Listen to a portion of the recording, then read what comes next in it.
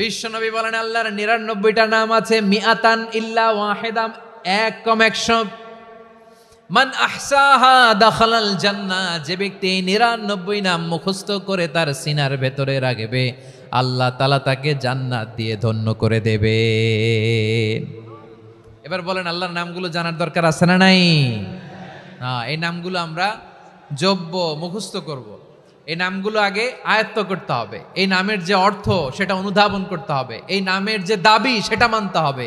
সিবগাতাল্লাহ ওয়া মান আহসানু মিনাল্লাহি সিবগা ওয়া নাহনু লাহু আবিদুন। আল্লাহর রঙে রঙিন হইতে হবে। আমার আল্লাহ দয়ালু, আমরাও দয়ালু হতে হবে। আমার আল্লাহ সহনশীল, আমরাও সহনশীলতার চর্চা করতে হবে।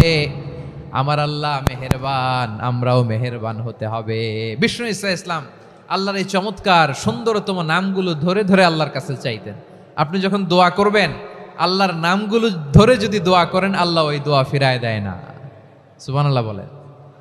আপনি যদি দোয়ার মধ্যে বলেন ইয়া রহমান, সবাই বলেন ইয়া রহমান, ইয়া রহিম, ইয়া হাইয়্যু, ইয়া কাইয়্যুম, আল্লাহর চমৎকার নামগুলো ধরে ধরে যদি আল্লাহর কাছে ফরিয়াদ করেন, আল্লাহর নামগুলো ডাকে, মুহূর্তেই কবুল করবে কে?